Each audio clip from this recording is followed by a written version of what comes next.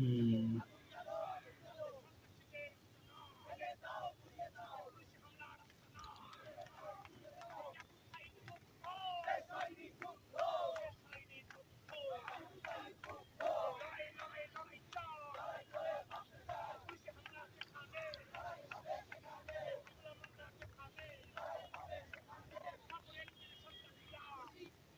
আপনারা নিশ্চয়ই শুনতেছেন যে আমাদের দেশে বৈষম্য বিরোধী আন্দোলনে যারা শহীদ হয়েছিল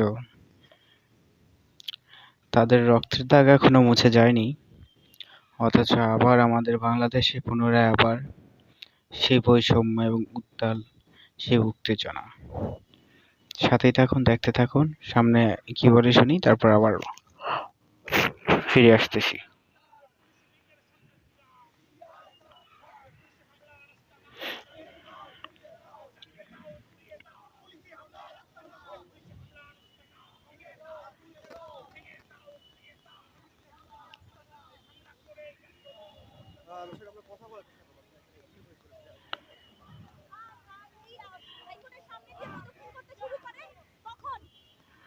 আমরা দেখতে পাচ্ছি এখানে কিন্তু অনেক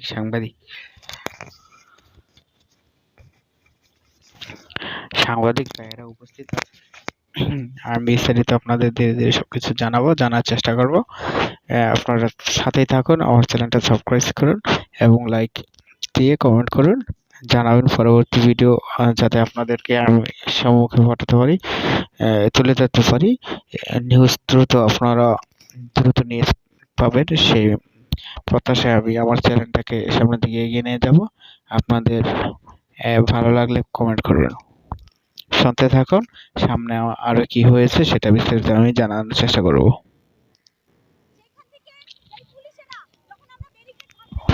ওহ,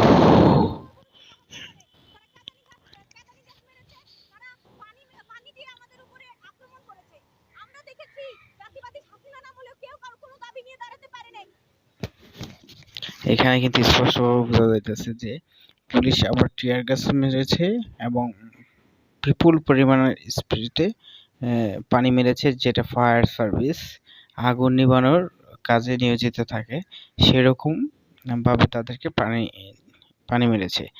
এরপরে ফ্যাসাদি আমলে যেটা নিয়ে বাংলাদেশে একটা হয়েছিল, তো ফ্যাসাদির আমলে যেরকম ভাবে উত্তেজনা হয়েছিল ঠিক সেরকম ভাবে আবার কিন্তু পুলিশ গুলি ছুটতেছে। ঠিক আছে, তো এখন দেখেন, সামনে থাকেন কি অবস্থা। হ্যাঁ, শুনতে থাকি, সামনের দিকে আগাই।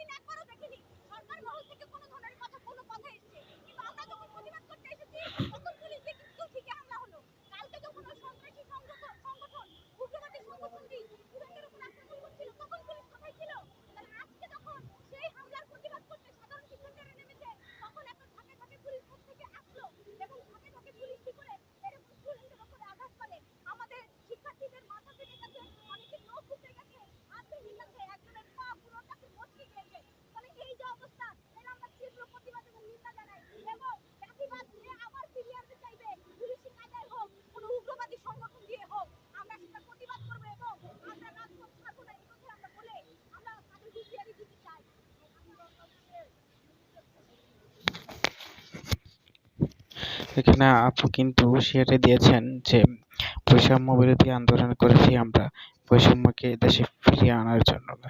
তো এখানে ইউনিস এর আমলে ডক্টর ইউনিস প্রধান উপদেষ্টা হয়ে বাংলাদেশে সেই আবার ফ্যাসাদের সৃষ্টি করতেছে এবং প্রধান উপদেষ্টা হাসিব নাহিদ সারজিদ, তো তাদের বিএমডব্লিউ গাড়িতে চড়া ওটা উল্লেখ্য না।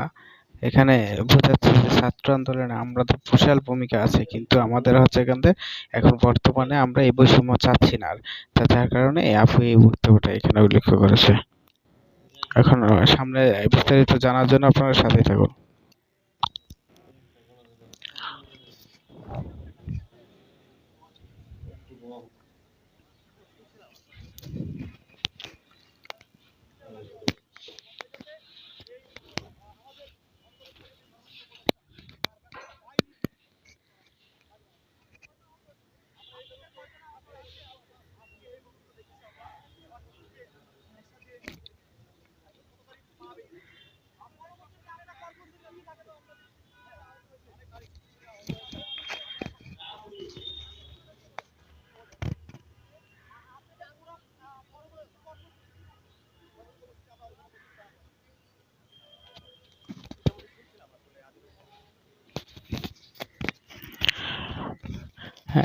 সেখানে কিন্তু আদিবাসীদের যে একটা পাঠ্যপুস্তকে সাবজেক্ট ছিল, সেই সাবজেক্টটা নিয়ে মূলত এখানে যে উঠিয়ে দেওয়া হয়েছে, নতুন করে পাঠ্যপুস্তক ইয়ে করেছে, পুনরায় বাদ দিয়ে আবার আপডেট করা হয়েছে। সেই পাঠ্যপুস্তক নিয়ে তারা কিন্তু তাদের দাবি জানাতে মাঠে নেমেছিলেন।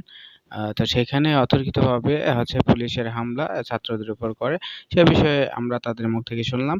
তো আপনারা যদি এরকম খবর আরো জানতে চান, দ্রুত পেতে চান, তাহলে আমার চ্যানেলটাকে সাবস্ক্রাইব করে লাইক করে আপনারা আমার চ্যানেলের সাথেই থাকবেন। ইনশাল্লাহ আপনাদের কাছে আমি দ্রুত ভাবে আপনাদের খবরাখবর নিউজটাই দিয়ে থাকবো, যেটা সঠিক সেটাই। ইনশাল্লাহ পাশে থাকবেন। আল্লাহ হাফেজ।